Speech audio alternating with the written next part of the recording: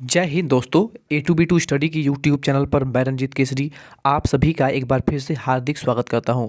दोस्तों, D pharma entrance exam 2024 के लिए आज हम आपको सॉल्व कराने वाले हैं बायोलॉजी के एक बहुत ही मोस्ट इंपॉर्टेंट चैप्टर कोशिका यानी सेल। इस चैप्टर के मोस्ट इंपॉर्टेंट MCQ क्वेश्चंस को आज हम आपको सॉल्व कराने वाले हैं। इससे पहले तीन वीडियो लेक्चर में, पिछली तीन वीडियो क्लासेस में हमने आपको इस चैप्टर के थ्योरेटिकल पोर्शन को और साथ ही साथ जो क्लासेस थी उसमें ऑब्जेक्टिव क्लासेस जो है आपको दे दी गई थी। आज की क्लास में हम ये लास्ट क्लास होने वाली है जिसमें हम इसी चैप्टर के यानी कोशिका के कुछ मोस्ट इंपॉर्टेंट क्वेश्चन को देखने वाले हैं और इसके आने वाले नेक्स्ट क्लास में हम नेक्स्ट चैप्टर को स्टडी करेंगे। तो चलिए क्लास को स्टार्ट करते हैं। आपकी मोबाइल स्क्रीन पर पहला क्वेश्चन दिख रहा होगा, पादप कोशिका भित्ति सेल्यूलोज की बनी होती है, क्यों? जो कि होता है, किसका होता है बताइए?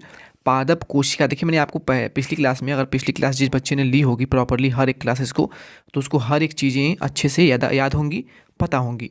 देखिए, पादप कोशिका भित्ति, पादप यानी पेड़ पौधों की जो कोशिका भित्ति होती है, मैंने आपको कई बार बता चुका है और हर क्लास में मैं आपको बताता हूँ कि वो सेल्यूलोज की बनी होती है। ठीक है। अब पूछा गया है कि वो होता क्या है, जो सेल्यूलोज की बनी होती है कोशिका भित्ति, उसमें क्या पाया जाता है? क्या वो एक प्रकार का तरल पदार्थ है? तो ये तो बात सही है भैया, तरल पदार्थ तो होता ही है। क्या ये एक प्रोटीन होता है, एक पॉलीसैकेराइड होता है, या फिर एक एमिनो एसिड होता है? देखिए, अकॉर्डिंग टू ऑप्शन अगर आप देखेंगे तो हमसे आगे पूछा गया है कि इसमें वो जो सेल्यूलोज होता है वो बना किसका होता है? तो वो देखिए बना होता है पॉलीसैकेराइड का। अब आप पूछेंगे सर ये पॉलीसैकेराइड क्या है? देखिए, पॉलीसैकेराइड जो है ना, ये एक प्रकार का कार्बोहाइड्रेट है। ठीक है। हाँ, जो पॉलीसेकेराइड है वो एक प्रकार का आपका कार्बोनेट है। यानी आपको एनर्जी के लिए, अगर आपके शरीर में ऊर्जा की कमी हो जाती है तो आप किसका सेवन करते हैं? आप कहेंगे सर हम कार्बोहाइड्रेट का सेवन करते हैं। देखिए, कार्बोहाइड्रेट से हमें शरीर में एनर्जी मिलती है। ठीक है। और पॉलीसेकेराइड जो है वो एक प्रकार का कार्बोनेट ही है, लेकिन ये जो है ये एक जटिल संरचना वाला होता है। और साथ ही साथ ये जो पॉलीसेकेराइड है ये अन्य जो आपके अन्य जितने भी प्रकार के कार्बोहाइड्रेट होते हैं उनसे स्वाद में मीठा नहीं होता है। आप जानते हैं जो भी मीठे पदार्थ होते हैं उनमें कार्बोहाइड्रेट की मात्रा अधिकतम पाई जाती है, मैक्सिमम। ठीक है, देखा गया है। लेकिन जो पॉलीसेकेराइड है इसका कोई भी टेस्ट नहीं होता है, ये स्वाद रहित होता है और साथ ही जल में घुलनशील नहीं होता है। अगर इसको आप जल में डालते हैं तो ये नहीं घुलेगा उसमें। ठीक है, ये आपको याद रखना है। तो पादप कोशिका की भित्ति जो सेल्यूलोज बनी होती है वो एक पॉलीसेकेराइड संरचना होती है जो कि एक जटिल कार्बोहाइड्रेट होता है। ठीक है। तो यहाँ पे दो तीन क्वेश्चन यहाँ से बनते हैं, तो आपको उम्मीद है समझ में आ गया होगा। चलिए आगे चलते हैं। नेक्स्ट क्वेश्चन है, जीव द्रव्यक एक कोशिका है। जीव द्रव्यक, देखिए कोई भी पादप कोशिका या फिर जंतु कोशिका में आपका जो जीव द्रव्यक होता है, द्रव्यक यानी जिसमें जो आपका एक तरल चिपचिपा पदार्थ भरा होता है उसी को जीव द्रव्य बोलते हैं। तो जीव द्रव्यक एक कोशिका है तो ये आपका कोशिका भित्ति रहित होता है। देखिए, अगर जीव द्रव्यक की बात करें तो केंद्रक जो होता है वो आपका जंतु कोशिका में देखने को मिलता है अक्सर। ठीक है। और जंतु कोशिका में जो आपका जीव द्रव्य है वो कोशिका भित्ति रहित होता है। केवल पादप में ही तो कोशिका भित्ति पाई जाती है। तो आप लगाएंगे यहाँ पर सी ऑप्शन, आपका आंसर बिल्कुल करेक्ट होगा। दोस्तों, अगर आपने पिछली क्लासेस को नहीं ली है तो ज़रूर ले लीजिए, क्योंकि वो क्लासेस ले लेंगे तो आपको ये क्लासेस लेनी आसान हो जाएंगी, आपको चीज़ें अच्छे से क्लियर हो पाएंगी। और इसके साथ साथ आप थ्योरी क्लास को जरूर ले लीजिएगा। और आपको बता दें कि अगर आपने अभी तक टेलीग्राम चैनल को ज्वाइन नहीं किया है, ज्वाइन कर लें, क्योंकि वहाँ पर आपको free of cost daily test कराए जाते हैं लाइव, उसमें आपके MCQ क्वेश्चन कराए जाते हैं। तो टेलीग्राम चैनल पर नहीं जुड़े हैं तो लिंक वीडियो के डिस्क्रिप्शन में मिल जाएगा, क्लिक करके ज्वाइन कर लीजिएगा। तो ये क्वेश्चन आपका हो गया 41। इसका करेक्ट आंसर जो होगा वो होगा आपका कोशिका भित्ति रहित, सी ऑप्शन। नेक्स्ट क्वेश्चन है, कोशिका भित्ति का संरचनात्मक घटक है। कोशिका भित्ति का संरचनात्मक घटक क्या है? मैट्रिक्स है, माइक्रोट्यूबल है, माइक्रोफाइब्रिल्स है, या फिर अरेबिनोगैलेक्टिस है? तो यहाँ पर अरेबिनोगैलेक्टिस जो आपको दिख रहा है कोशिका भित्ति का संरचनात्मक घटक है ये। ठीक है, ये आपको याद रखना होगा क्योंकि ये एक प्रकार का बार बार पूछे वाला प्रश्न है। ठीक है, और इसको आप समझ नहीं सकते, इसको आपको याद ही रखना होगा। कोशिका भित्ति का जो संरचनात्मक घटक होता है ना, वो अरेबिनोगैलेक्टिस का बना होता है। डी ऑप्शन बिल्कुल करेक्ट इसका आंसर है। अगला क्वेश्चन है, रक्षक कोशिकाओं की कोशिका भित्ति में सेलुलोज माइक्रोफाइब्रिल्स का विन्यास कैसा होता है? रक्षक कोशिकाओं की कोशिका भित्ति में सेलुलोज माइक्रोबाइलिस का विन्यास कैसा होता है? तो क्या वो अनुप्रस्थ यानी एक रेखा में एक सीधी रेखा में होता है, स्पर्श रेखीय होता है यानी उसको छूता हुआ जाता है, तिरछा होता है, ठीक है, या फिर अरीय होता है, ठीक है। तो यहाँ पर आप लगाएंगे बिल्कुल सही आंसर है आपका अरीय ही होगा। यानी रक्षक कोशिकाओं की कोशिका भित्ति में जो सेलुलोज माइक्रोफाइब्रिल्स का विन्यास होता है वो अरीय होता है। अरीय यानी कि दोनों दिशाओं में आप कह सकते हैं होता है, ठीक है। नेक्स्ट क्वेश्चन है, मिडिल लेमिला में सर्वाधिक मात्रा में पाए जाने वाले रासायनिक पदार्थ जिन निम्न में से किसके द्वारा फ्रेगमोप्लास्ट में मुक्त किए जाते हैं? ठीक है, तो वो आपका होगा Golgi complex. Golgi complex B option यहाँ पे करेक्ट आंसर है इसका। दोस्तों एक यहाँ पे बहुत ही इंपॉर्टेंट क्वेश्चन है जो कि एग्जाम में नीट के एग्जाम में कई बार पूछा गया है, आपके एग्जाम में भी इसके चांसेस हैं कि रिपीट हो सकता है। कवक तथा जीवाणु की संरचना के लिए निम्न में से क्या सही है? देखिए, कवक की बात करें या फिर जीवाणु की बात करें तो उनके संरचना के लिए दोनों के ही कोशिका में कोशिका भित्ति जो होती है, आप जानते हैं कि ये दोनों जो है आपके पादप कोशिका के अंतर्गत आते हैं, कवक और जीवाणु। तो दोनों की संरचना जो होती है, उनकी कोशिका भित्ति जो होती है ना, वो एन एसिटाइल ग्लूकोसेमाइन की बनी होती है। ये नाम आपको याद रखना होगा, ठीक है, ताकि इसको आपको याद रखना ही होगा, काफ़ी इंपॉर्टेंट है ये, ठीक है। अगला क्वेश्चन है, पौधों में निम्न में से किसके लिए सेलुलोज तथा हेमी सेलुलोज मुख्य घटक होते हैं? देखिए, आपको मैंने कई बार बता रखा है और सेम क्वेश्चन रिपीट करा गया है कि पौधों में निम्न में से किसके लिए सेलुलोज का जहाँ नाम आता है तो वो आपका पौधों में यानी पादप कोशिका में देखने को मिलता है। तो सेलुलोज तथा हेमी सेलुलोज जो है वो कोशिका भित्ति में पाया जाता है और कोशिका भित्ति केवल पादप कोशिका में ही देखने को मिलती है। अगला प्रश्न आपसे पूछा गया है कि कोशिका झिल्ली को प्लाज्मा लेमा नाम किसने दिया था? देखिए, जो आपका कोशिका झिल्ली होती है, देखिए कोशिका को एक बाहर से एक आवरण नुमा आवरण होता है, ठीक है, ढका होता है उसको है, तो वो कोशिका झिल्ली होती है, ठीक है। कोशिका झिल्ली या फिर इसको आप फाइबर माइब्रेन भी बोलते हैं, तो सेल माइब्रेन भी कह सकते हैं इसको आप हैं। तो प्लाज्मा लेमा इसका नाम दिया था, किसने दिया था? तो वो आपका प्लाउ नाम के वैज्ञानिक थे, इन्होंने ही दिया था। इसके नाम को आप याद रखिएगा। नेक्स्ट क्वेश्चन है, कोशिका झिल्ली में सर्वाधिक मात्रा में पाया जाने वाला लिपिड कौन सा है? कोशिका झिल्ली यानी सेल माइब्रेन में सबसे सर्वाधिक मात्रा में पाया जाने वाला जो लिपिड है, देखिए स्टार्च, तेल, फास्फोलिपिड ये तो सभी उपस्थित होते हैं, लेकिन सबसे सर्वाधिक मात्रा में जो है वो फास्फोलिपिड प्राप्त होता है, उपस्थित होता है। तो आप लगाएंगे ऑप्शन नंबर ए। पादप कोशिकाओं में प्लाज्मा झिल्ली की निकटतम परत कौन सी है? तो वो आपकी होती है द्वितीयक भित्ति, या फिर आप कह सकते हैं सेकेंड जो उसका भित्ति, कोशिका भित्ति यानी जो आपका बाहर का आवरण होता है या फिर दीवार कह सकते हैं, ठीक है। तो द्वितीयक भित्ति जो होती है, फर्स्ट नहीं बल्कि प्राथमिक, द्वितीयक और मध्य यहाँ पर दिया गया है। तो आपका जो द्वितीयक भित्ति होती है वो प्लाज्मा झिल्ली की निकटतम परत होती है। अगला प्रश्न है, आयन कैरियर्स या फिर आयन वाहक कहाँ स्थित होते हैं? केंद्रक में, कोशिका भित्ति में, कोशिकीय अवकाश में या फिर प्लाज्मा झिल्ली में? तो याद रखिएगा, जो आयन कैरियर्स होते हैं, आयन वाहक, वो आपके प्लाज्मा झिल्ली में स्थित होते हैं। D option is the right answer. देखिए, ये बहुत ही मोस्ट इंपॉर्टेंट क्वेश्चन है। एक तरह का कोशिका संबंध, देखिए दो कोशिकाएं होती हैं तभी उनके बीच आपसी संबंध हो सकता है कुछ भी, ठीक है।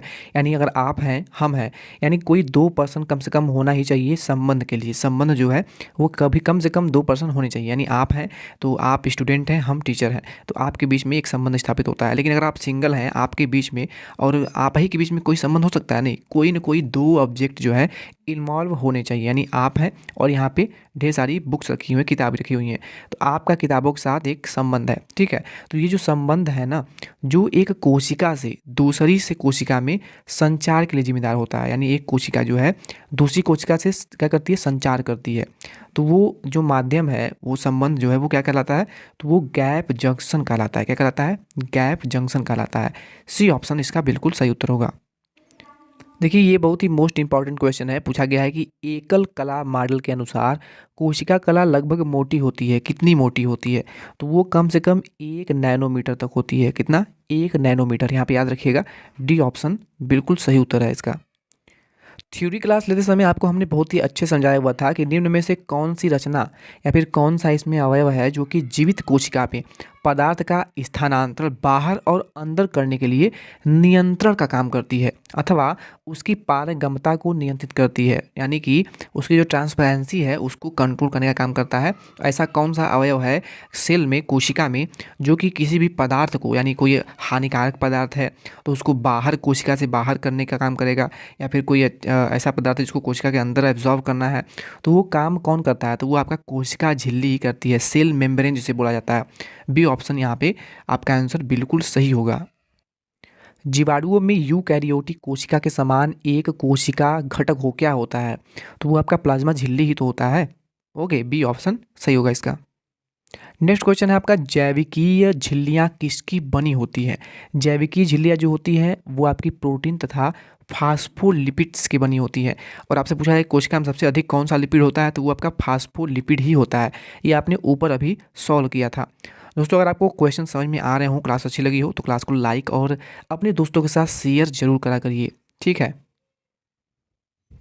नेक्स्ट क्वेश्चन है, झिल्ली विहीन संरचना किसकी होती है? यानी ऐसी संरचना जिसमें कि झिल्ली नहीं होती है, मेम्ब्रेन जो होती है नहीं होती है। सेंट्रियोल्स, राइबोसोम्स, केंद्रिका या फिर उपरोक्त सभी? तो देखिए, सेंट्रियोल की बात करें या फिर राइबोसोम्स की बात करें, जो कि 2 टाइप्स के होते हैं, 70S एंड 80S, ये आप जानते हैं। केंद्रिका यानी न्यूक्लियस की बात कर लें तो न्यूक्लियस में भी आपका नहीं पाया जाता है झिल्ली, ठीक है। इसके साथ साथ यहाँ पे आपको दिया है ऑप्शन नंबर डी, उपरोक्त सभी, तो यही आप लगाएंगे करेक्ट आंसर। यानी कि सेंट्रियोल्स, राइबोसोम्स एंड न्यूक्लियस, इन तीनों में ही झिल्ली नहीं होती है, ठीक है, झिल्ली विहीन होते हैं ये। तो आप लगाएंगे ऑप्शन नंबर डी, आपका बिल्कुल सही उत्तर हो जाएगा। अगला क्वेश्चन है, कोशिकाओं द्वारा भारी मात्रा में तरल द्रव्य के पीने को क्या कहते हैं? कोशिकाओं द्वारा भारी मात्रा में तरल द्रव्य को पीने को क्या कहते हैं? तो उसको हम बोलते हैं पीनोसाइटोसिस। देखिए, नाम से ही यहाँ पे आपको लग रहा है पीनो यानी पीने वाला, पीनोसाइटोसिस। तो आपको अगर ऐसे याद करेंगे तो आपको अगर ऑप्शन याद भी नहीं है ना, तो एक एग्जाम में आप देने जाएंगे, आपको ऑप्शन दिखेंगे, तो वहाँ से आप ऑप्शन के अकॉर्डिंग इसको सही कर पाएंगे। अगला प्रश्न आपका है, प्लाज्मा झिल्ली की जो मोटाई है वो कितनी होती है? बहुत ही मोस्ट इंपॉर्टेंट क्वेश्चन है। देखिए, जो आंकड़े बेस्ड प्रश्न होते हैं ना, वो एग्जाम में ज़्यादा पूछ जाते हैं। प्लाज्मा झिल्ली की जो मोटाई होती है वो 70, ये क्या है, ये जो आपको दिख रहा है क्या है, एंगस्ट्राम है। 70 एंगस्ट्राम से 100 एंगस्ट्राम के बीच में प्लाज्मा झिल्ली की जो है मोटाई होती है, उसकी विड्थ होती है। ओके, याद रखिएगा। अगला आपका, सेल ईटिंग की प्रक्रिया जो है ये क्या कहलाती है? सेल ईटिंग यानी कि सेल ईटिंग की जो प्रक्रिया है उसको क्या कहा जाता है? तो इसको फेगोसाइटोसिस कहा जाता है। ओके। अगला प्रश्न है, क्लोरोफिल की रिंग संरचना तथा राइबोसोम संरचना को बनाए रखने के लिए उत्तरदायी तत्व होता है। क्लोरोफिल की रिंग संरचना तथा राइबोसोम की संरचना को बनाए रखने का जो कार्य है उसका उत्तरदायित्व या कौन सा तत्व करता है? देखिए, क्लोरोफिल जो होता है उसके कारण पत्तियों का रंग हरा होता है, ये आप जानते होंगे, बहुत पहले पढ़ा होगा। क्लोरोफिल की एक संरचना होती है जिसे बोलता है रिंग संरचना, ठीक है। और राइबोसोम की जो संरचना होती है उन दोनों को बनाए रखना का जो काम करता है वो करता है आपका मैग्नीशियम। कौन करता है? मैग्नीशियम। दोस्तों, आपको बता दें कि बहुत ही जल्द चैनल पर आपको 2024 का भी हाल ही में 2023 का एग्ज़ाम कराया गया था, ऑनलाइन एग्ज़ाम, इसका पूरा सॉल्यूशन कराया जाने वाला है, ठीक है। तो चैनल पर उसकी प्लेलिस्ट आपको दिख जाएगी।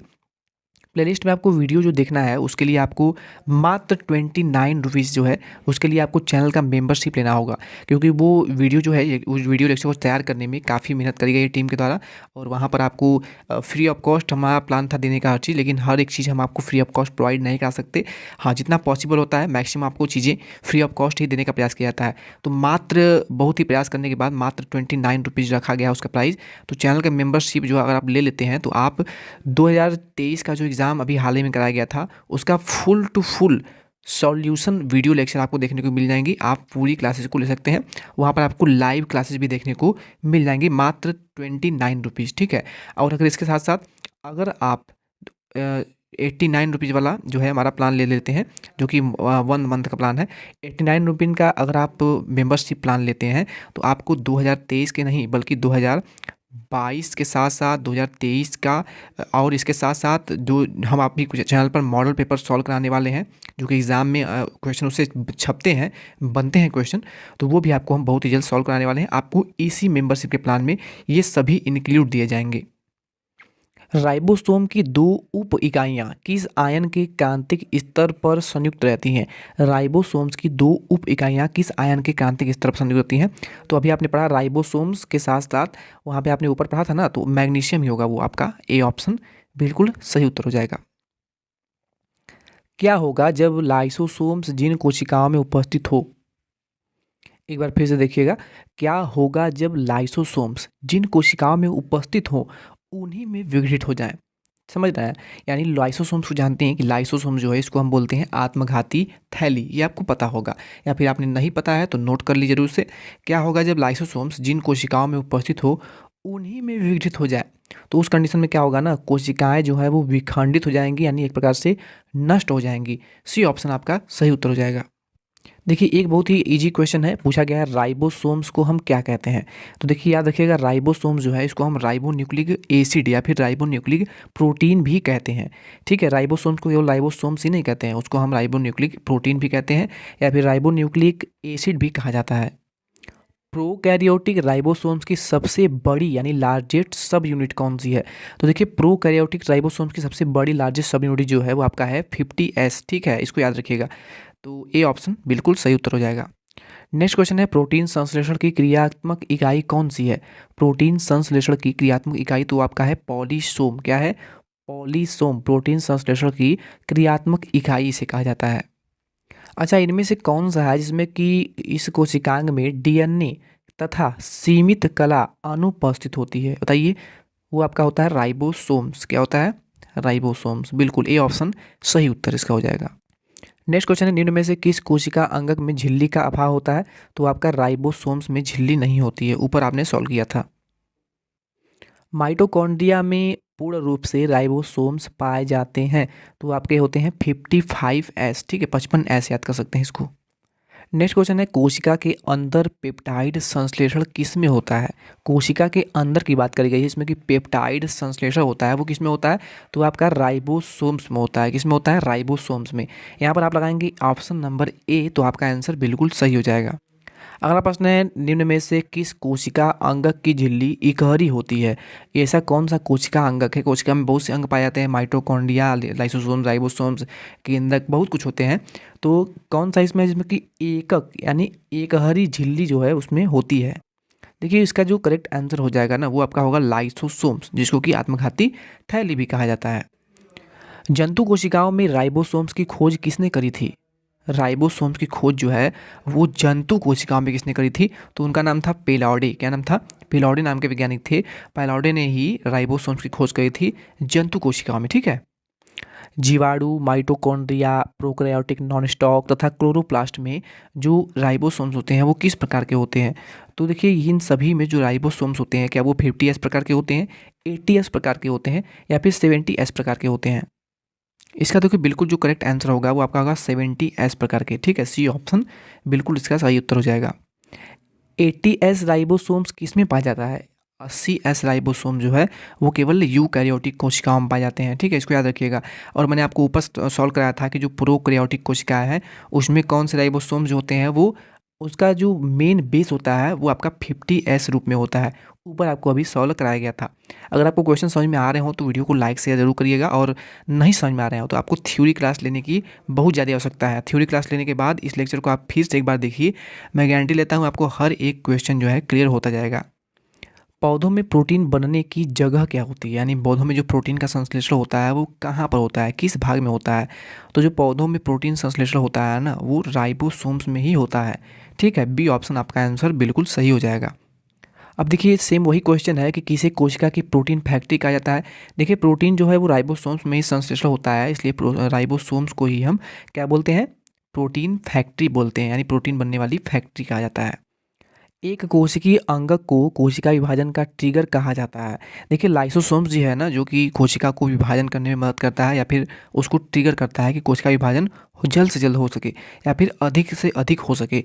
तो लाइसोसोम्स यहाँ पे सही हो जाएगा। अगला देखिए, क्वेश्चन पूछा गया है, बहुत ही इजी है कि राइबोसोम्स पाए कहाँ जाते हैं?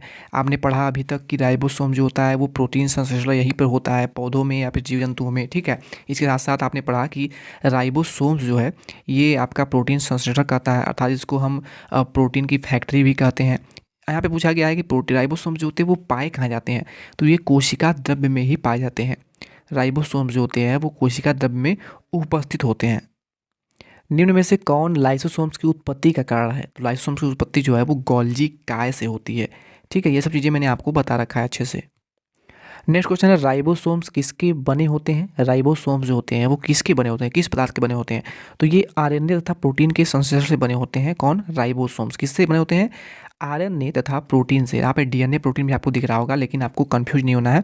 जो राइबोसोम्स जो होते हैं वो आरएनए तथा प्रोटीन के संश्लेषण से बने होते हैं, और राइबोसोम्स में ही प्रोटीन का संश्लेषण भी किया जाता है। राइबोसोम्स कोशिका के द्रव्य में उपस्थित होते हैं। ये सब चीज़ें आपको याद रखनी है, क्योंकि ऑब्जेक्टिव यही से बनते हैं। 70S राइबोसोम्स की 2 उप इकाइयों का अवसाद स्थित होता है, स्थिरांक होता है। यानी 70S राइबोसोम्स किन 2 इकाइयों से मिलकर बना होता है, तो मैंने आपको पिछली ही क्लास में बहुत ही अच्छे से बताया था। जिस बच्चे ने क्लास ली होगी वो तुरंत कमेंट करे कि आपने वो क्लास ली थी या नहीं ली थी। 70S राइबोसोम्स का जो घटक होता है वो आपका 50S एंड 30S राइबोसोम्स होता है। और अगर आपसे पूछा था कि 80S राइबोसोम्स का घटक कौन सा है, तो वहाँ पर जो उसका आंसर होता वो आप हमें बताएंगे कॉमेंट बॉक्स में। ठीक है, देखते हैं कि आपने वो क्लास ली भी थी या नहीं। देखिए, वही से रिलेटेड एक और क्वेश्चन है, पूछा गया है कि प्रोकैरियोटिक राइबोसोम्स में उप इकाइयाँ जो होती हैं वो कौन कौन सी होती हैं, तो 50S एंड 30S जो होती है वो प्रोकैरियोटिक राइबोसोम्स में उप इकाइयाँ होती हैं। नेक्स्ट क्वेश्चन है, राइबोसोम्स में मुख्यतः होता है, अभी आपने ऊपर सॉल्व किया कि राइबोसोम्स जो होता है वो आरएनए प्लस किसका होता है, प्रोटीन का बना होता है ना। तो यहाँ पर आरएनए तो दिख रहा है लेकिन प्रोटीन तो है नहीं, तो आप भी ऑप्शन लगा सकते हैं।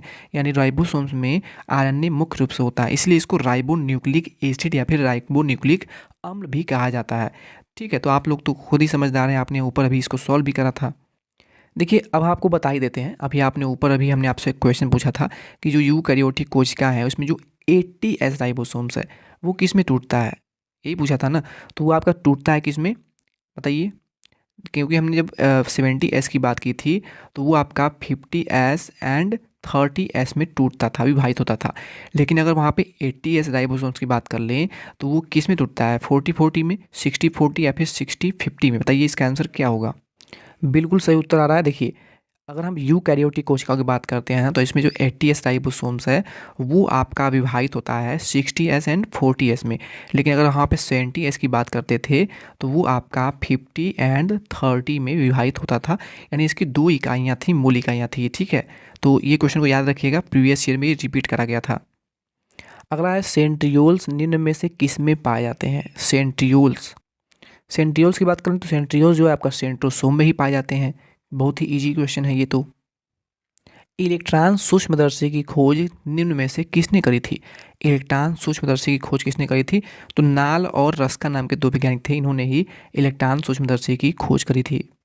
देखिए, ये क्वेश्चन जो है आपसे पूछा गया था, ऊपर एक क्वेश्चन मैंने आपको सॉल्व कराया था, 1 नैनोमीटर। ठीक है, आपसे देखिए फिजिक्स में भी पूछा सकता है और कोशिका में भी पूछा सकता है, इस चैप्टर में बायोलॉजी में, कि 1 नैनोमीटर जो है वो किसके समतुल्य होता है। 1 नैनोमीटर बराबर आपका 10 एंगस्ट्रॉम जो होता है वो 1 नैनोमीटर के बराबर होता है, इसको याद रखिएगा। ठीक है, ऑप्शन नंबर ए यहाँ पर आपका आंसर बिल्कुल सही, तो करेक्ट आंसर हो जाएगा। कोशिका का सूक्ष्मतम आकार जो नग्न आँखों से देखा जा सकता है, यानी कोशिका का वह सूक्ष्मतम आकार, यानी छोटी छोटी कोशिका जो हम अपनी आँखों से देख सकते हैं। ठीक है, तो वो जो साइज़ है वो आपका है 100 माइक्रोन, यानी 100 माइक्रोन तक की कोशिका को हम अपनी नग्न आँखों से बिना किसी दूरबीन के, बिना किसी चश्मे के आसानी से देख सकते हैं। माइक्रोटोम विकसित किया गया था किसके द्वारा, माइक्रोटोम जो है वो किसके द्वारा विकसित किया गया था, वो डब्ल्यू हीस द्वारा विकसित किया गया था। डी ऑप्शन इसका जो है करेक्ट आंसर होगा। कोशिकीय प्रभाजन द्वारा प्रोटीन्स निष्कर्षित यानी निष्कासित करने के लिए प्रयुक्त की जाने वाली तकनीक कौन सी है। कोशिकीय प्रभाजन या फिर विभाजन द्वारा प्रोटीन निष्कर्षित करने की जो विधि है वो जो किस तकनीक द्वारा जो है प्रयुक्त की जाती है, तो वो है आपका अल्ट्रा सेंट्रीफ्यूगेनेशन कहा जाता है उसे है। ठीक है, ए ऑप्शन बिल्कुल करेक्ट आंसर होगा। निम्न कोशिकांगों में से किस युग्म में डीएनए नहीं पाया जाता है, तो देखिए आपका लाइसोसोम्स है और जो राजधानियाँ हैं, अभी रिक्तिका कला भी इसे कहा जाता है।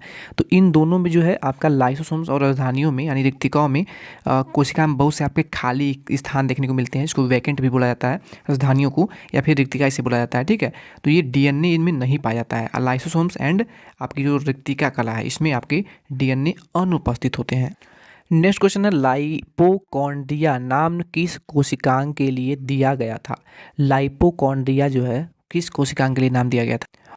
लाइपोकॉन्ड्रिया नाम किस कोशिकांग के लिए दिया गया था। यहाँ पर आपके ऑप्शन है माइटोकॉन्ड्रिया, ई आर यानी आपका ये जो है आपका है ई जो आर दिख रहा है ना, ये आपका एंडोप्लाज्मिक रेटिकुलम इसको कहा जाता है। ठीक है, इसके जो एंडोप्लाज्मिक रेटिकुलम है इसके 2 से 3 टाइप्स होते हैं, प्रकार होते हैं, जिसको थ्योरी क्लास में बहुत ही अच्छे समझाया गया है। नहीं लिया है क्लास तो जाके ले लीजिएगा। ऑप्शन नंबर सी आपका है गोल्जी काय और डी ऑप्शन जो है वो आपका है ऑल ऑफ दिस। देखिए लाइपोकॉन्ड्रिया नाम किस कोशिकांग के लिए दिया गया था, जो गोल्जी कॉय है ना, गोल्जी कॉय, ठीक है, इसी के लिए लाइपोकॉन्ड्रिया नाम दिया गया था। ठीक है, तो इसको याद रखिएगा, सी ऑप्शन इसका बिल्कुल सही उत्तर है। नेक्स्ट क्वेश्चन है आपसे पूछा गया है कि न्यूक्लियोटाइड क्या होता है। न्यूक्लियोटाइड जो है वो क्या होता है, तो इसको बस याद कर लीजिए कि न्यूक्लियोटाइड जो है वो एक प्रकार का केंद्रक है जिसमें नाभिकीय झिल्ली व न्यूक्लियोसाइड्स नहीं होता है, अथवा प्रोकैरियोटिक का आनुवांशिक पदार्थ जो है इसमें क्या होता है, अनुपस्थित होता है। तो याद रखिएगा यहाँ पे न्यूक्लियोटाइड जो होता है वो एक प्रकार का केंद्रक है जिसमें नाभिकीय झिल्ली व न्यूक्लियोसाइड्स जो है उपस्थित नहीं होता है, अथवा प्रोकैरियोटिक आनुवांशिक पदार्थ इसमें होता है। ओके, अगला प्रश्न है हरा आलू किसके कारण जहरीला होता है। हरा आलू देखा होगा आपने, हरा आलू को अक्सर लोग नहीं खाते हैं, नहीं खाना चाहिए क्योंकि वो एक प्रकार से आलू का एक प्रकार का रोग होता है। देखिए आलू से होने वाला एक प्रकार का रोग, इससे आपके 2023 के एग्ज़ाम में एक क्वेश्चन जो है पूछा गया था, सीधे पूछ लिया गया था। तो उस क्वेश्चन को मैं आपको सॉल्व कराऊंगा जब आपको PYP में सॉल्व कराने वाला हूं, तो उसमें आपको एक क्वेश्चन कराए जाएंगे। हरा आलू किसके कारण जहरीला होता है, तो हरा आलू जो होता है उसमें फाइटोएलेक्सिन्स के कारण ये जो है जहरीला हो जाता है। ये ऑप्शन याद रखिएगा, काफ़ी इंपॉर्टेंट क्वेश्चन है। और दोस्तों मैं जो आपको अभी बताया मैंने आपकी मात्र 29 रुपीज़ में आप चैनल का अगर मेंबरशिप ले लेते हैं तो आपको 2023 का और साथ साथ 2022 का जो है क्वेश्चन पेपर जो है 89 रुपीज़ वाले प्लान में, अगर 89 रुपीज़ आप अगर मेंबरशिप चैनल का ले लेते हैं तो आपको 2022 के साथ साथ 2023 का जो अभी एग्ज़ाम हाल ही में कराया गया था उसका जो 2 सेट के एग्ज़ाम कराए गए थे सभी को सॉल्यूशन कराया जाएगा, साथ ही साथ आपको मॉडल पेपर भी सॉल्व कराए जाएंगे। अगर आप ये मेंबरशिप ले लेते हैं तो आपके एग्ज़ाम के लिए 100% गारंटी लेते हैं हमें कि आपको एग्ज़ाम में काफ़ी बेनिफिट होगा इससे, क्योंकि जो प्रीवियस ईयर के क्वेश्चन पेपर होते हैं वो आने वाले एग्ज़ाम के लिए रामबाण साबित होते हैं, क्योंकि वहीं से आपके एग्ज़ाम में क्वेश्चन रिपीट होते हैं और एग्जामिनर को उसी रूल रेगुलेशन के अकॉर्डिंग ही क्वेश्चन को सेट करना होता है। तो अगर आप उस क्लासेस को लेना चाहते हैं तो मेंबरशिप जरूर ले लीजिए, क्योंकि फ्री ऑफ कॉस्ट वो आपको नहीं मिल पाएगा। ठीक है, क्योंकि उसको तैयार करने में काफ़ी टीम की वजह से काफ़ी मेहनत करी गई है आप सभी के लिए। तो मात्र 89 रुपीज़। ठीक है, अगर अदर किसी प्लेटफॉर्म पे किसी प्लेटफॉर्म पे आप विजिट करते हैं तो वो यही आपके जो है 4000 तक के आपको कोर्स लेने पड़ सकते हैं, लेकिन मात्र 89 रुपीज़ प्लान रखा गया है। तो ठीक है, जो भी स्टूडेंट इच्छुक है वो कोर्स को जरूर ज्वाइन कर लें। आपको केवल क्या करना है, केवल और केवल आपको चैनल का मेंबरशिप ज्वाइन कर लेना है। ठीक है, आपको चैनल के होम पेज में जाएंगे तो होम पेज में आपको ज्वाइन बटन दिख जाएगा। ठीक है, आपको ज्वाइन बटन पे क्लिक करके अगर आप इस 29 रुपीज़ वाला प्लान लेते हैं तो आपको क्लासेस जो है उसमें जो भी लाइव क्लासेस होंगी उसमें आप लाइव कमेंट चैट कर पाएंगे। ठीक है, केवल ये फैसिलिटीज में आपको मिलेंगी इसमें 29 रुपीज़ वाले में। साथ ही साथ 29 रुपीज़ वाले प्लान में आपको 2022 का क्वेश्चन पेपर है ना उसकी वीडियो लेक्चर आपको पूरी अपलोड कर दी गई है, आप देख सकते हैं। लेकिन अगर आप 2023 का देखना चाहते हैं तो आपको ये 89 रुपीज़ वाला जो प्लान है वो लेना पड़ेगा। ठीक है, चलिए क्लास पे आते हैं। हरा आलू किसके कारण जहरीला होता है, तो आपका वो फाइटोएलेक्सिन्स के कारण होता है। नेक्स्ट है जंतु कोशिका में नहीं पाया जाता है। जंतु कोशिका में क्या ATS राइबोसोम नहीं पाए जाते हैं, प्लाज्मोडेस्माटा नहीं पाया जाता है, स्टेंट्रियोल नहीं पाया जाता है। जंतु कोशिका में जो है वो आपका प्लाज्मोडेस्माटा जो है ये अनुपस्थित होता है, नहीं पाया जाता है। ठीक है, तो दोस्तों ये हमारी आज की क्लास का आखिरी प्रश्न होगा और ये आपका जो चैप्टर था सेल, इस चैप्टर की कंप्लीट जो भी टॉपिक थे उनके क्वेश्चन आपको सॉल्व करा दिए गए हैं। नेक्स्ट क्लास में आपका अकॉर्डिंग टू सिलेबस जो आपका नेक्स्ट चैप्टर है उसको सॉल्व कराया जाएगा और हो सकता है कि जो क्लासेज हैं अगली वो आपको लाइव ही देखने को मिले। ठीक है, तो चैनल को सब्सक्राइब करके रखिएगा, क्योंकि अगर आपने बेल आइकन को नहीं प्रेस कर रखा है तो आपको चैनल का नोटिफिकेशन वगैरह नहीं मिल पाता है। तो इसके लिए आप हमारी टेलीग्राम चैनल को जरूर ज्वाइन कर लें, क्योंकि क्लासेस का जो भी शेड्यूल होता है वहाँ पर आपको इन्फॉर्म कर दिया जाता है। तो मिलते हैं इसके नेक्स्ट क्लास में। Thank you.